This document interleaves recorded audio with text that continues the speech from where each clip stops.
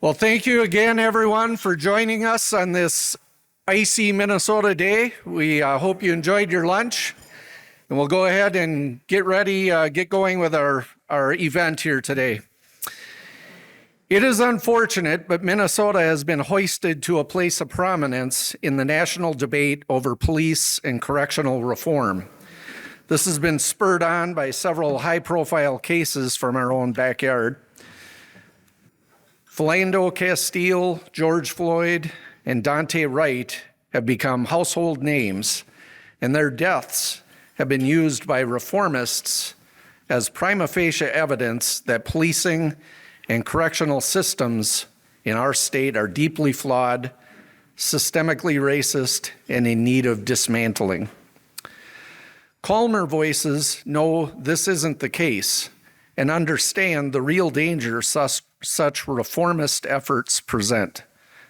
A true leader of these calmer voices is our guest, Rafael Mangual. Rafael Mangual is the Nick O'Neill Fellow and Head of Research and Policing and Public Safety for the Manhattan Institute. His work has been featured in a wide variety of publications to include the Wall Street Journal, The Atlantic, the New York Post, New York Times, Washington Post, Philadelphia Inquirer. You get the picture. Titles of some of his pieces include In Defense of Incarceration, The Decarceration Illusion, and my favorite, What George Soros Doesn't Understand About Crime and True Justice. Earlier this year, Rafael published his first book, which you all have a copy of at your table. It's entitled Criminal Injustice: What the Push for Decarceration and Depolicing Gets Wrong and Who It Hurts the Most. In his introduction, Rafael aptly notes, this book isn't going to fit neatly beside those parroting the dominant narratives about criminal justice in America. It's going to push back. I love the book, and I trust you will too. So it's my honor to welcome Rafael Mangual.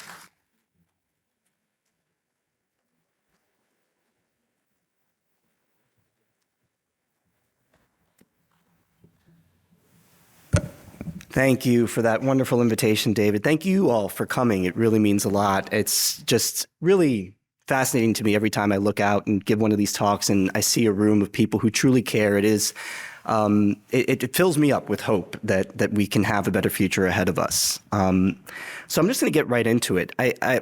There's an all too common idea out there, and it's been growing in popularity over the last several years and really the last few decades. And it's one that gained an enormous amount of momentum right around 2010. And the idea is that traditional institutions of law enforcement have worn out their welcome, meaning that justice demands that we shrink the footprint of the criminal justice system, that we reimagine public safety. So commonplace is this idea that we're now living in a time in which many people won't even use the term criminal justice system, opting instead now for the politically correct criminal legal system or criminal penal system. Now, I wrote my book, Criminal Injustice, in part to forcefully push back on this idea by bringing attention to the failures that weigh against pursuing the reform agenda characterized by efforts to decarcerate and depolice. And to give you all a sense of what I mean by the term criminal injustice, I want to tell you a story. And that story is about a 24-year-old single mom living in Chicago named Brittany Hill.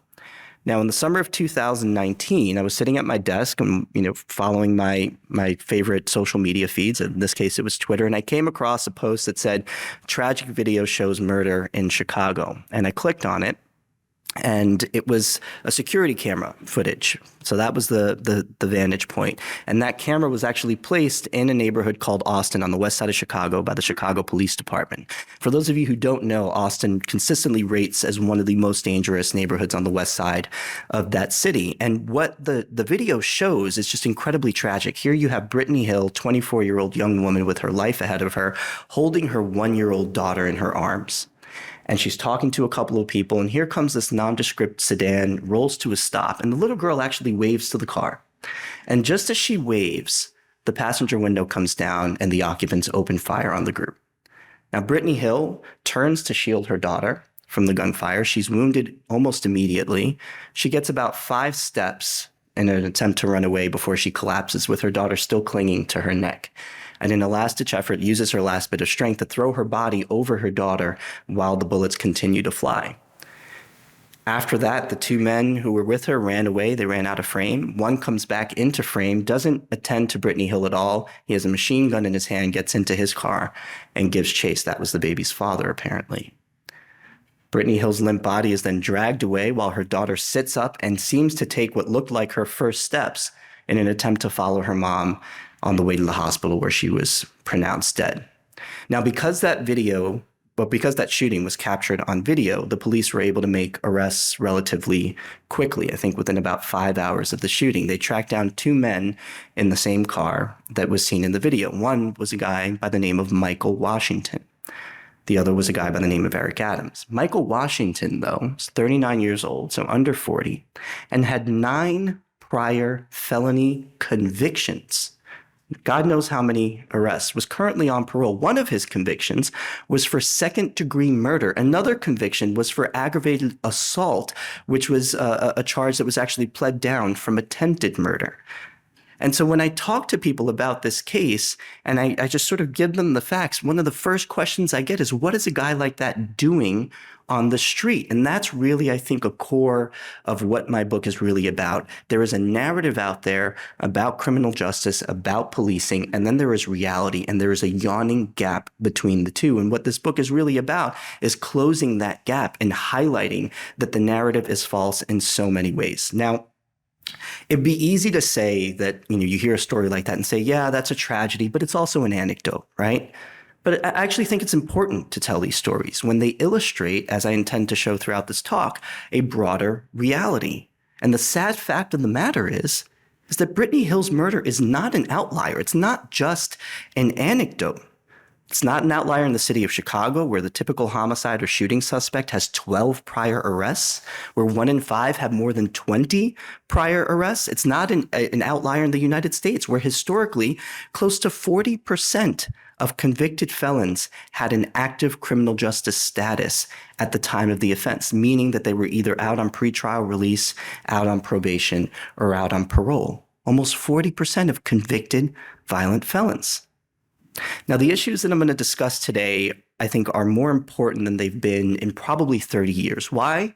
Well, because the serious violent crime decline that characterized life in America from the mid-1990s until about 2014 began to show signs of reversal in 2015 and 2016.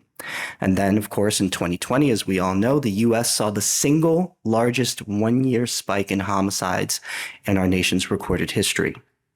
In many parts of the country, particularly those that took the crime decline of the 1990s and early aughts for granted, leaders are struggling now to restore public safety. And unfortunately, Minneapolis is on that list.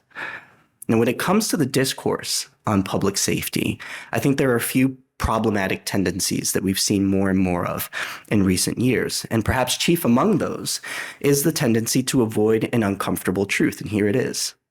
Imperfect though they may be, traditional law enforcement institutions, especially prosecutors, are going to be central to any public safety plan that has a snowball's chance in Miami of succeeding. Now, you may be asking yourself, why is this an uncomfortable truth, right? This should all be obvious to anyone who's reasonable.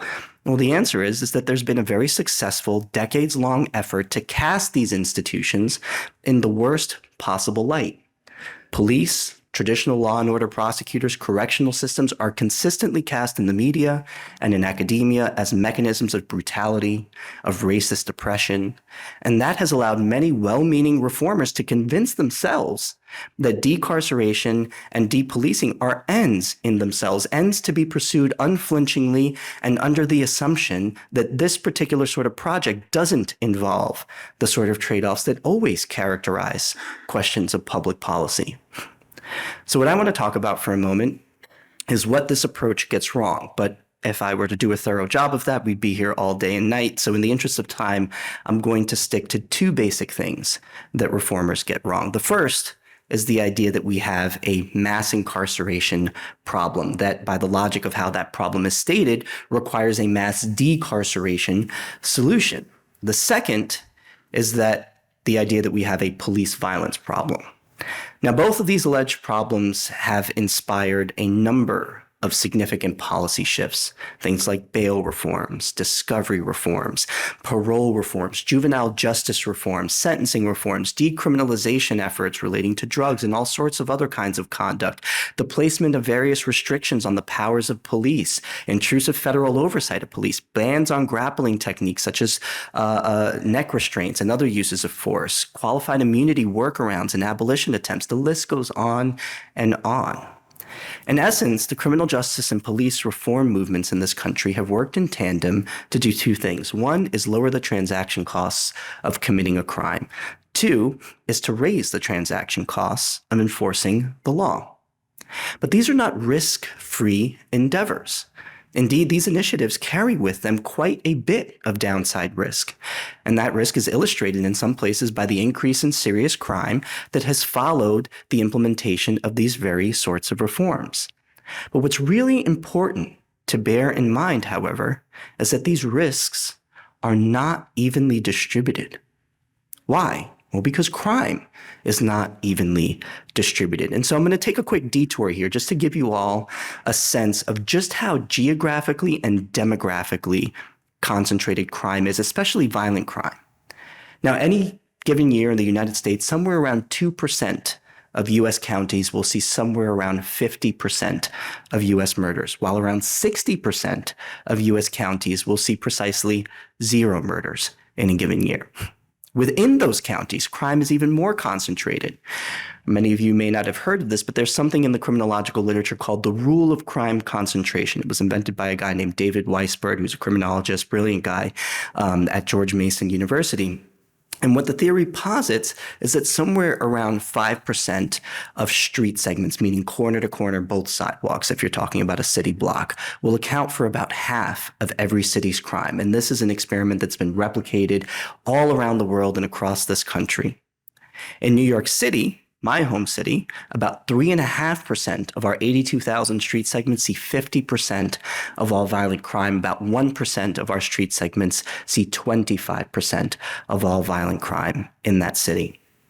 In Chicago, the 10 most dangerous neighborhoods in 2019, I picked a pre-pandemic year, had a collective homicide rate of 61 per 100,000. Just to give you a sense of what that means, the national homicide rate that year was 5 per 100,000. The 10 safest neighborhoods in the city of Chicago that year, they had a homicide rate of about 2 per 100,000. The most dangerous neighborhood in Chicago that year, a place called West Garfield Park, had a homicide rate of 131 per 100,000. That neighborhood is 98% Black and Latino. Think about that for a second. 131 per 100,000. That makes it more dangerous than the battlefields in Iraq and Afghanistan that any mother in this room would have been terrified to send her kid off to. And yet parents living in these places have to send their kids to school on these streets every single day, knowing that for young boys, the risk is actually higher in some places, in some neighborhoods, of death, of a violent death, than it would be if they were soldiers on the battlefield. Now, on the demographic front, nationally, the risk of homicide victimization, if you are a Black male, is 10 times higher than it is if you are a white male. If you're a Black male between the ages of 15 and 25, it's probably a couple of 100 times higher than the national average. And in my home city of New York, every single year for which we have data, a minimum of 95% of all shooting victims are either Black or Latino. Last year it was 96+%. At that point, it might as well be 100. Now, that is one of the most persistent and starkest racial disparities that you will find in the criminal justice data sphere, and it gets almost no attention. Imagine what it would be like in the national discourse if 96% of police shooting victims were Black or Latino. How much attention do you think that would get? Now, the reason I wanted to take this detour on crime concentration is threefold. Understanding this highlights first, just who it is that will suffer the most if crime goes up and who will gain the most if crime goes down. The second reason is that these data provide really important context regarding the disparities in enforcement statistics that often drive the misguided reforms that I mentioned earlier. After all, if you put resources where the crime is, and you have certain demographic groups overrepresented in those places, well, then you're going to have disparities. But that does not equal discrimination. And number three is understanding where crime concentrates and among whom it concentrates is key to devising strong approaches to protecting the public safety. So let me say a few words about the first of the two major claims that the modern reform movement is predicated on, the idea that we have a mass incarceration problem that requires a mass decarceration solution. Well, I think the best test of whether we over-incarcerate en masse is to ask the following question: can we safely decarcerate en masse? And the answer, I think, is no. Prison, frankly, is already and has long been a relatively short and rare sanction reserved largely for chronic, violent offenders who are extremely likely to reoffend if released. And I'm just going to go through a few statistics on this. Let's look at who's in prison. One of the narratives that informs the reform conversation in our country is that, we have our prisons teeming with low-level, nonviolent offenders, people who are in for, smoking weed or possessing marijuana, and they're serving 10, 15, 20-year sentences. This just isn't the case. If you look at the state prison system, which accounts for about 90% of the people incarcerated in this country, what you will find is that only 14% are in primarily for a drug offense. More than 60%, however, are in for either a violent felony or a weapons felony. Now, 14% isn't exactly a small number. It's a pretty significant number of people. But notice that I said are in primarily for a drug offense. Now, the way that we categorize people in our prison statistics is according to what's called the top charge. So if someone, let's say, is pulled over with a kilo of cocaine in their trunk and an illegal firearm on their hip, the top charge is going to be the kilo of cocaine because that actually has the most time that they might serve if convicted. So if the cocaine charge has a top sentence of 20 years and the gun charge has a top sentence of 7 years, you will be listed as a drug offender, even though you were also convicted of a weapons offense. And so when we look at the official conviction statistics, what we have to understand is that almost always understates the severity of the conduct that was actually engaged in. The other thing that we have to keep in mind is that 95% of criminal cases in this country are resolved via plea bargain, which almost always involves either the dropping of charges altogether or the downgrading of charges that are actually agreed to, which means that, again, the official conviction statistics are almost always understating the severity of the conduct. So when you see someone who's been convicted of a nonviolent drug or property offense, it may actually be the case that part of the deal was to drop the violent charge. The other thing is that these are not first-time offenders. I mentioned that prison's mostly reserved for chronic and violent offenders. Well, we already got the violent thing out of the way, right? More than 60% of people in state prison are there primarily for a violent or weapons-related offense. But even if you look at the people who are there for a property offense or a drug offense, if you look into their criminal histories, guess what you're going to find? Violent offenses. The typical prisoner in a state prison in the United States today has about 12 prior arrests, 10 to 12 prior arrests, and about 5 to 6 prior convictions. These are not first-time offenders. These are not people who have been systematically denied their second chances. Right? We have Second Chance Month here in the United States, which is a really great example of how the narrative really gets out in front of reality. Right? The whole idea behind Second Chance Month was that our carceral system is so draconian that people are getting regularly railroaded for first-time offenses. Well, that is belied by the data. Again, 12 prior arrests on average, 5 to 6 prior convictions on average. These are people who have been given second chances, third chances, fourth chances, 10th chances, and they've blown them every time. And with every chance that we give somebody, we are taking a chance with the lives of people who are not fortunate enough to live in the safe enclaves of this country. We're essentially gambling with the 401ks of the guy standing next to us. It's like walking into a casino and saying, yeah, I'm going to throw some money on the roulette table, but I'm not going to use any of my money. I'll use the retirement account of this guy, and he has no clue. Another point to keep in mind, right? I said prison is largely reserved for people who are very likely to reoffend if released. Well, we have longitudinal data on recidivism in this country, and it's not pretty. Over a 10-year period, somewhere between 80 and 83% of people released from a state prison will go on to reoffend at least once. On average, they will be rearrested 5 times over that 10-year period. And that, again, understates the actual conduct because what do we know about crime? A, the vast majority of it does not get reported to police. That may come as a surprise to most of you, but more than half of all crimes actually committed do not get reported to police. And the vast majority of crimes that actually get reported to police do not get cleared, which is to say that they don't result in an arrest. So the FBI, up until recently, would produce a report every year called the Uniform Crime Report, right? Crime in the United States. And it would have just a trove of statistics on all sorts of criminal offenses, but it also had statistics on law enforcement. And it would set out what the clearance rates, what the arrest rates were for the 8 index felonies that are tracked. So 4 violent offenses, murder, rape, robbery, aggravated assault, and 4 property offenses, burglary, grand larceny auto, and arson.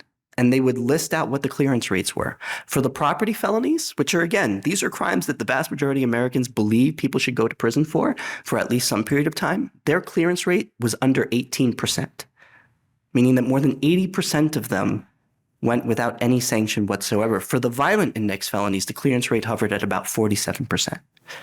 Which again means more than half did not result in any accountability. So when you see a recidivism statistic that shows that 83% of people released from state prison are getting rearrested at least once, we know that for every one of those arrests, there are lots and lots of other crimes that were committed that went undetected. And so again, I ask, why on earth is it moral to take the kind of chances that we are taking with people who are living in the sorts of neighborhoods that I just talked about earlier, who can't help themselves, who can't afford to get up and move to a safe suburban enclave outside of a city? They deserve safety too. They deserve security. They deserve peace of mind. The reform movement is knowingly gambling with their lives, and I think this is wrong. Now, on the police violence question, I want to shift a little bit. I think the biggest hole in the progressive case against this particular part of the system is that contrary to the conventional wisdom on most college campuses and in most newsrooms today, police uses of force are actually already quite rare, statistically speaking.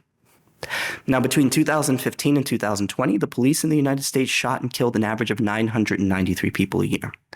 Now, the police have killed around 6,000 people over a 6-year period is undoubtedly concerning, but context is important. And viewing the number of fatal police encounters in its proper context, I think undercuts the claim, a claim that is central to the case for the reforms that I've mentioned. It's that America has a police violence problem. This is not to say that police never use excessive force, nor is it to assert that there's no room for improvement in police training and tactics that might, at the margins, reduce incidents of force. But again, context is really important. To the extent that the police violence problem is overstated, so too will be the potential impact of any policy levers pulled to address that problem, which matters. Why? Because the advisability of a particular policy shift will depend in part on how much will change and in what direction should the policy be adopted. So with that, I want to contextualize things. Again, there is no question that every single year there are many documented instances of excessive police force, which individually are very problematic. One is too many. However, to establish that there exists a national police violence problem, I think one must demonstrate that such individual incidents are representative of a larger pattern. And the data on police shootings and uses of force more generally simply do not support that conclusion. So using data from 2018, I estimated in a recent paper that both fatal and non-fatal police shootings in the U.S. Numbered at about 3,043 that year, which includes discharges in which no one was hit. Now, that probably sounds like a lot, right? 8 shootings a day about. But that number, again, needs to be contextualized in light of the overall volume of police activity. Now, that same year, 2018, you had more than 686,000 full-time uniformed police officers making more than 10.3 million arrests. They had more than 75 million contacts with some 53.5 million people over the age of 16, to say nothing of people under that age. This is the data that should frame our analysis, because if we were to attribute each one of the 3,043 estimated firearms discharges by police in 2018 to a unique officer, we'd be able to infer that at most, less than half a percentage point of cops purposefully discharged a firearm that year. If we assume that every one of those shootings happened during the course of an arrest, it would mean that at most 0.003% of arrests involved the use of deadly force by police. Now, given the fact that the vast majority of those shot by police are both armed and actively resisting, disaggregating the justifiable uses of deadly force would show that unjustifiable deadly force is even rarer than the numbers I just gave. Nor does the case for a police violence problem get stronger when you consider the data on non-deadly force. According to the Bureau of Justice Statistics, a study covering the 10-year period of 2002 to 2011 saw that just 0.8% of people who had contact with the police reported being subjected to physical force, less than 1%.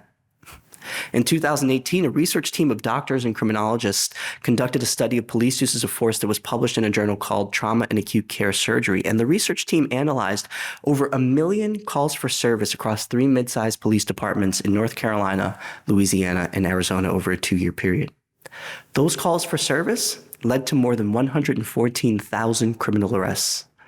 Physical force was used in just 1 out of every 128 arrests, meaning that more than 99% of those arrests were effected without the use of any force whatsoever. This is not what the dominant narrative tells us.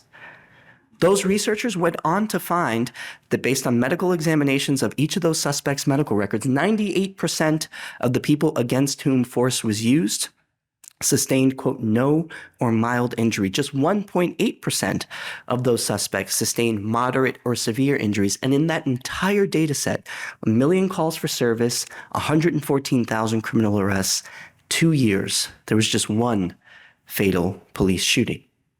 So, in the context of almost 700,000 cops making more than 10 million arrests, conducting millions of traffic and pedestrian stops, and engaging with the public in all sorts of other kinds of encounters, I submit to you that the existence of a national police violence problem cannot be established. I think the more important takeaway for the purposes of this talk, however, is that police are already able to effect arrests without force nearly 100% of the time, which means that they're getting it right. They're largely getting it right. Now, unless perfection is the standard, there's probably not a whole lot that can be done through policy that would have more than a marginal impact on police use of force statistics. Now, again, this does not mean that reform is not worth pursuing, but it does mean that we should be sober and realistic about how much we should expect things to improve. Okay, so I've covered a lot, and I want to make sure that I leave time for Q&A, so I'm going to close with this. I think that one of the main sources of the widespread anger and frustration that was expressed in the wake of viral incidents of police misconduct and other miscarriages of justice, such as the murder of George Floyd, is the belief that there are ready and obvious solutions to such problems, whatever their actual scope. And as understandable as the desire for clear answers to serious problems might be, I think this belief is misplaced. This is a complex topic. Reality is complicated.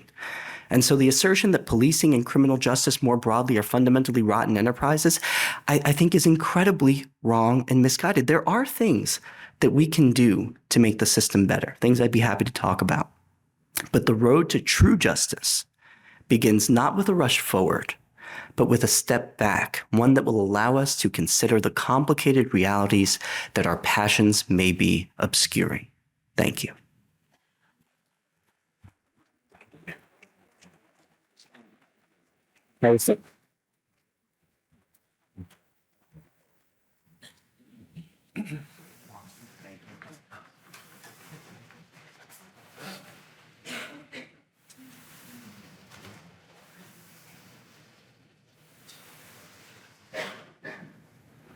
Okay, well, that was fantastic. Another round of applause for Rafael. Thank you. What we're going to do is finish out our event with a question and answer segment. You will all have an opportunity to ask some questions. Catherine will be walking around the floor with a microphone. but I'm going to use my host prerogative and ask the first question and prime the pump. So I've had the opportunity to read your book, Rafael, and one of the really interesting subjects you talk about is the antisocial personality disorder. And can you go into how that plays out in the criminal justice system and in incarceration?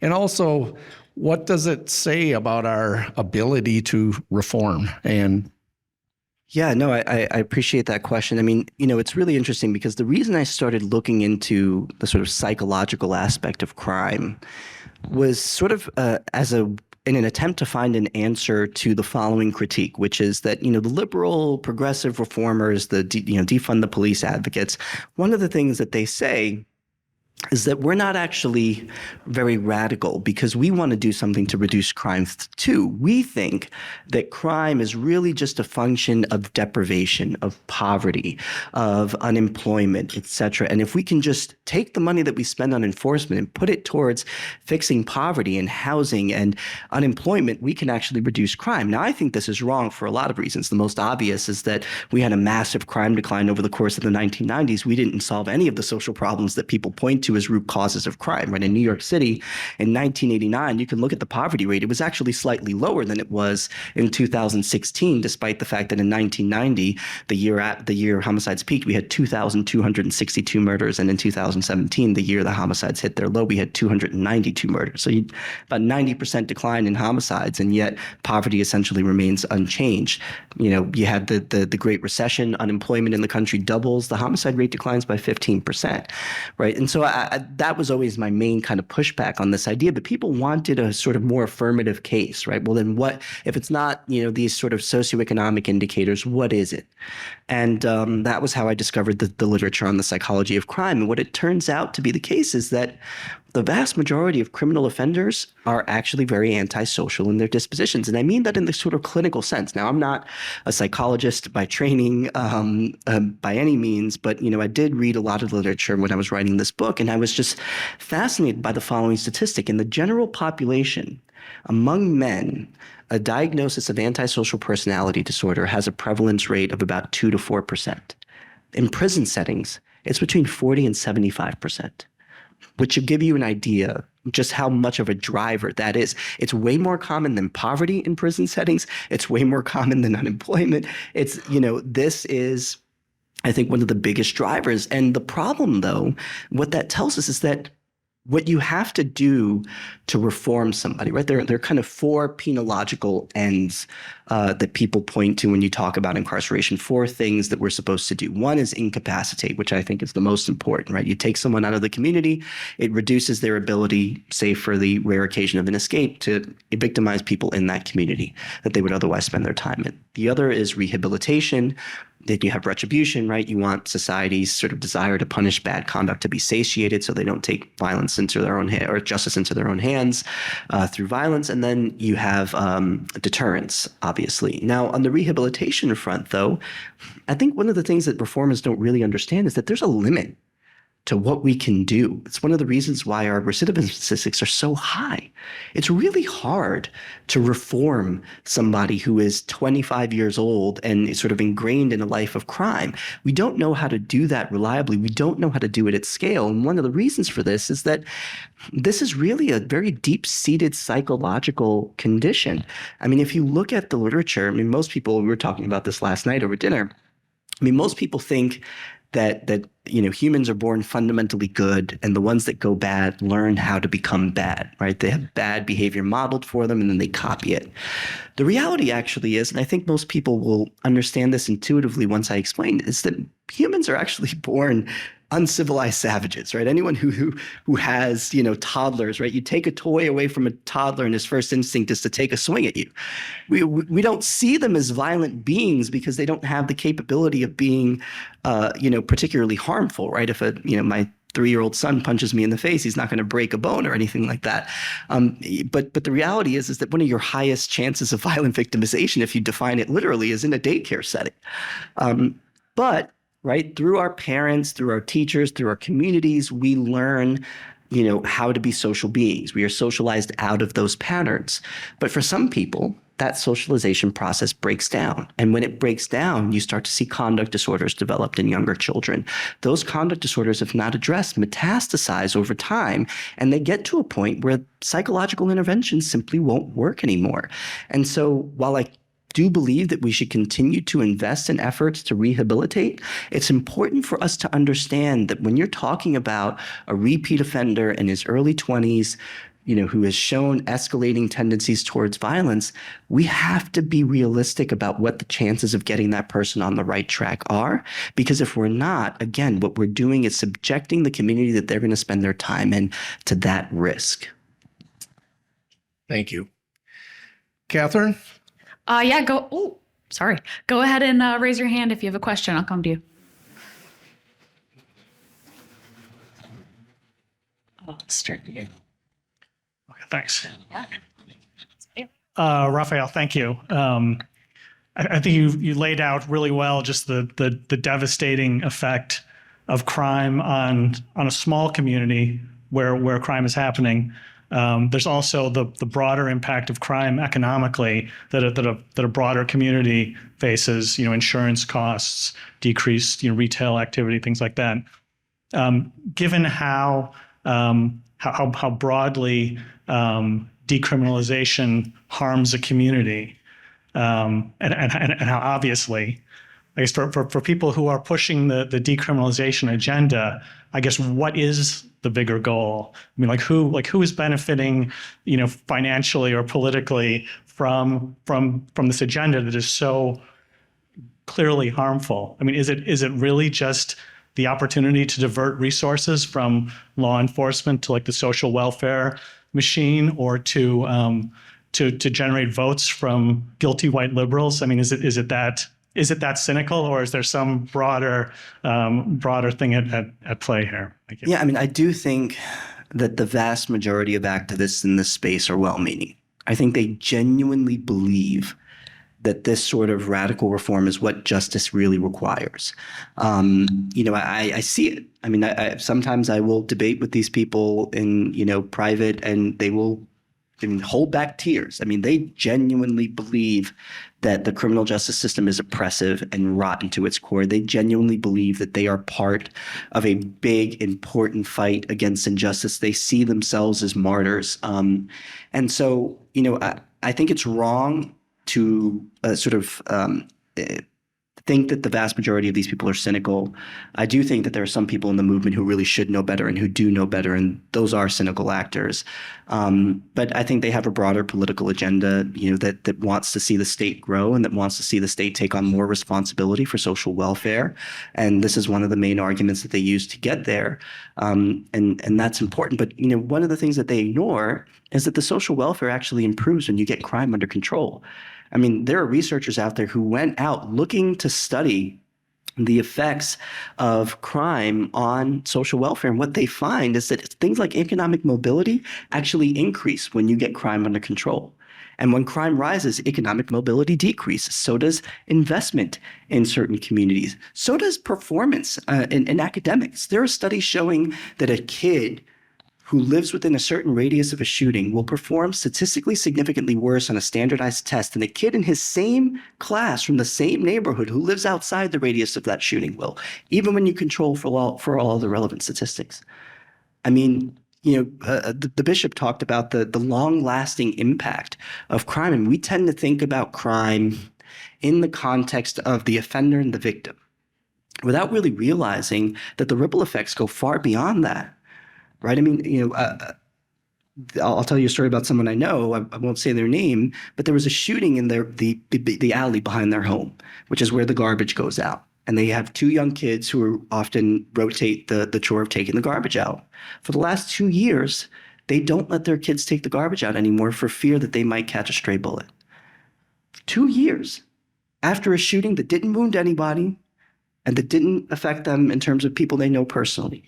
The impact is so deep, it's so broad, it causes people to move away, it causes other people not to move in. And so one of the things that I hope people will understand through this work is just how far-reaching those effects are. Excuse me.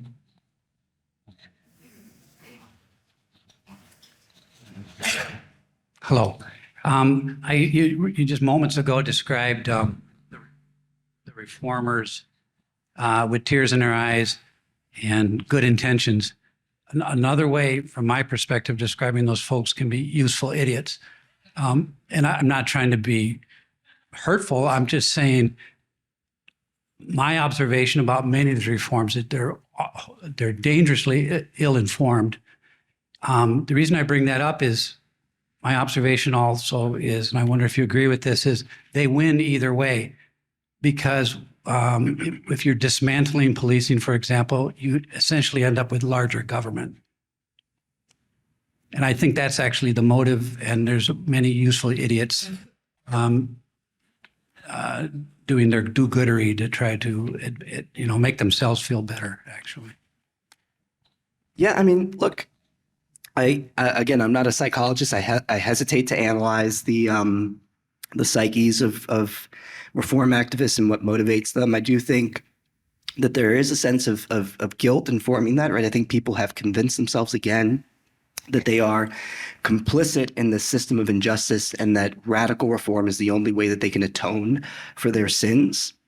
And I do think that they are ill-informed insofar as they don't fully realize what the impact of these reforms is going to be on the communities that they profess to help. I mean, this is why the subtitle of my book is what it is, right? What the push for decarceration and depolicing gets wrong and who it hurts most. I mean, the deep irony here is that the vast majority of people, even in this room, I suspect, we're fortunate enough to live in places where even if you erode the traditional institutions of law enforcement, things probably aren't going to change very much in our day-to-day lives.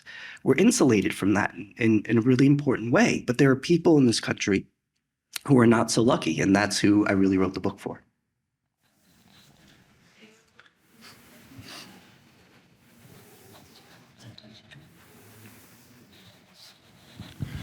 Thank you. My name is Don Patton.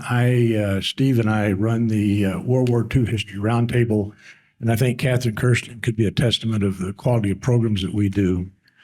But in the pre-George Floyd incident, we did a program with the 1st Infantry Division, their historian. It was such a successful event that they went back and they were going to hold the global 1st Division reunion in Minnesota.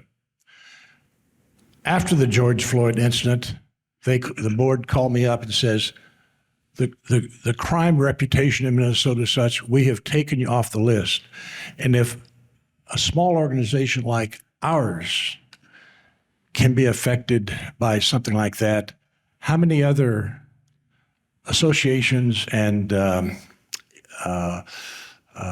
planned reunions, planned conventions have canceled because of the lack of the breakdown in crime in this nation, or especially this region? No, I do think that's an important point. Again, the piggybacks over on the point that I just made earlier. But, again, people have it in their heads that they can just divert this money elsewhere, not realizing that if the downside risk associated with their project comes to pass, that will actually harm the economic prospects of the communities that they say they want to help. People will not invest in unsafe communities. That matters to them. People will not buy homes in unsafe communities. I mean, I grew up in Brooklyn, New York, born in 1986. So late 80s and 90s, New York City crime was a really big problem.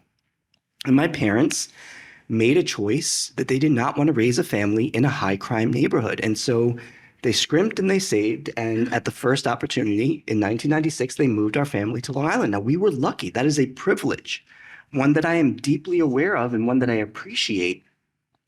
But again, I mean, take a look at a city like Detroit. I mean, the idea that cities can't die is one of the most misguided ideas out there. I mean, that is one of the once great American cities that has just been absolutely gutted. And crime was a big part of the suburban flight that took place, right? I mean, one of the reasons why I really wanted to go to work for the Manhattan Institute was because of its sort of urbanist orientation. And I personally believe that cities are just incredibly important centers of economic dynamism. I don't think our country can achieve, its full potential without successful cities. But you're not going to have them if they become places where crime goes unanswered for. And people are not going to have their conferences there. Businesses will not continue to invest there. Landlords will not buy properties there. People will not move their families there. The schools will deteriorate as the tax base erodes, and the effects will go on and on and on. And so crime, public safety really is a first order problem. You cannot do anything else if the streets are not safe. And that's why it's so important to me.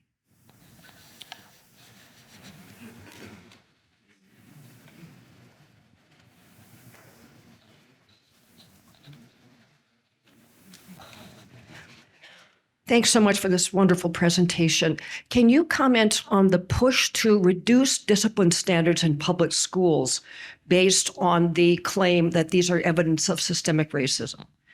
Yeah, I mean, I think that's part and parcel of the sort of same dynamic and same narrative, right? The idea undergirding that kind of effort, just as the idea undergirding the effort to decarcerate, is that, well, if you see disparities, if you see top-level disparities in enforcement statistics, well, this is prima facie evidence of discrimination. I think that's wrongheaded.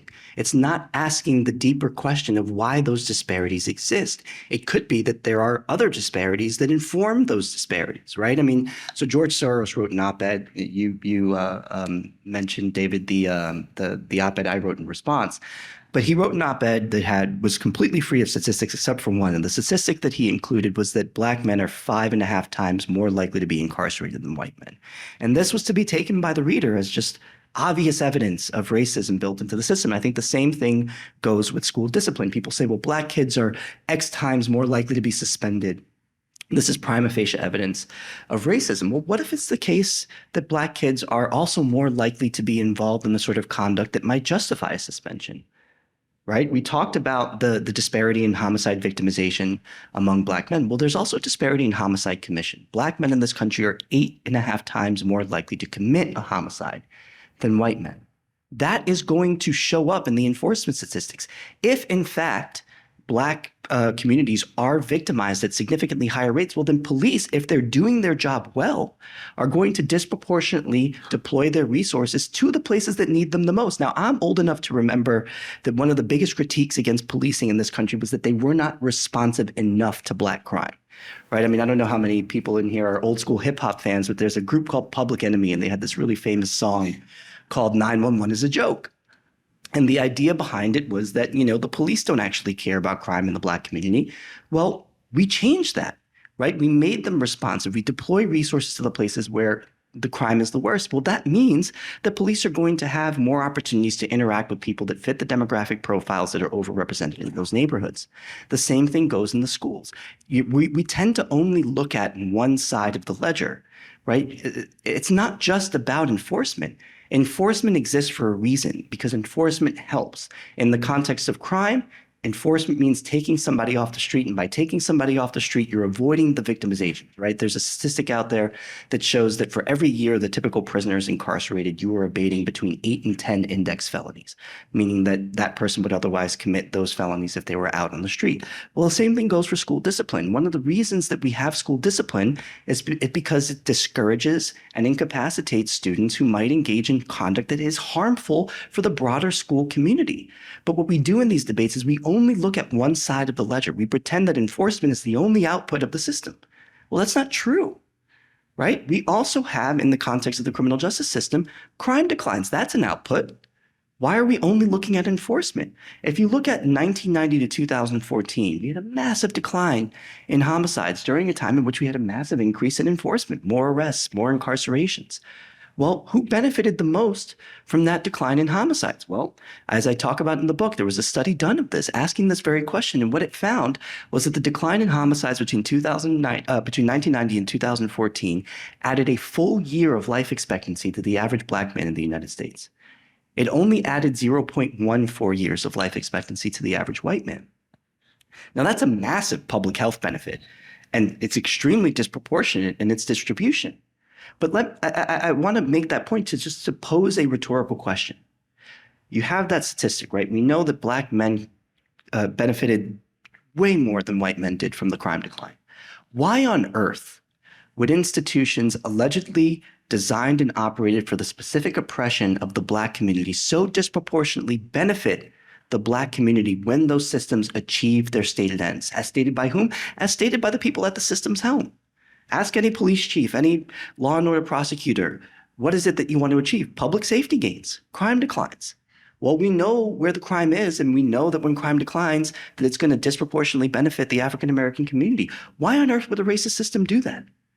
This is not a question that they have a good answer for. And it's the same kind of logic that should be applied to that school enforcement debate. Because again, that enforcement matters. It has other benefits.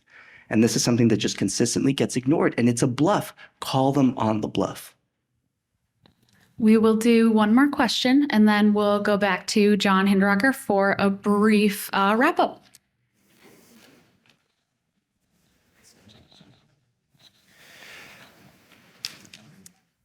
Thank you very much. As part, in your book, you mention mandatory minimums as part of the solution strategy in the 1990s that led to rather precipitous decrease in crime. In Minnesota, we have very few mandatory minimum sentences. One of them is a felon in possession of a firearm. We've also seen that that's one of the most commonly dropped charges. So because prosecutors want to be able to negotiate in order to get the plea deal, which you said is 95% of the cases. Is that still an effective strategy, given the propensity of prosecutors to drop them in order to get a plea deal and clear their dockets?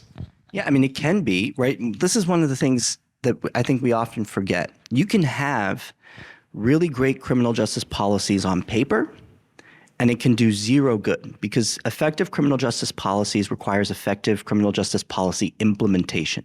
And so what you have on paper, what you have in your legislative books is only as good as the people who are charged with administering the system.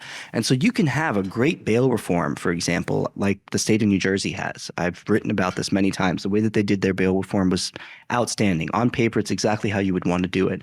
And yet they still had detrimental effects. Well, one of the reasons for that is probably because you don't have prosecutors actually pulling that lever in appropriate cases, or judges pulling that lever in appropriate cases. And one of the reasons that mandatory minimum sentence regimes came to be was because it was a solution to a problem. And that problem was judges consistently not giving appropriate sentences out. And people understood that the most important end served by incarceration was the incapacitative effect. We wanted to take people off the street for a significant period of time so that they couldn't go and continue to victimize members of their community. But when you fail to do that, harm comes to pass. And so one workaround was to tie the hands of judges that the voting public saw as irresponsible.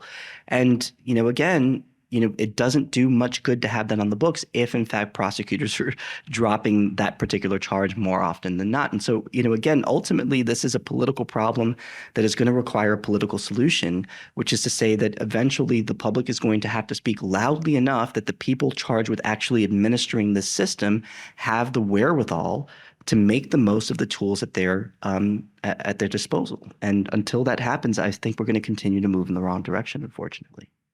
I hate to end on such a sour note. John?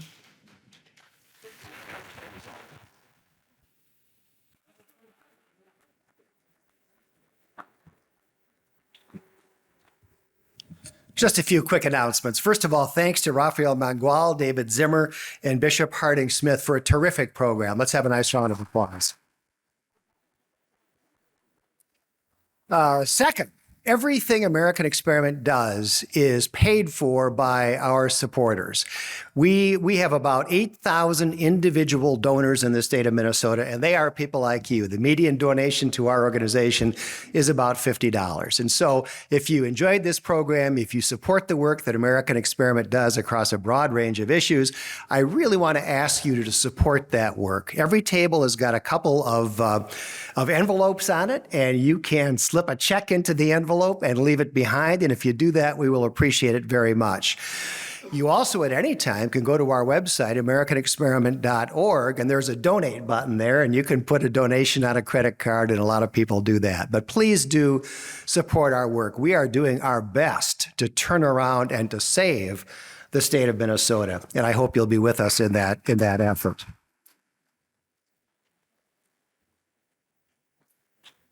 Also on the table, you'll see smaller sign-up cards. And if you don't already get our magazine, Thinking Minnesota, which is quarterly and free, you should be reading Thinking Minnesota.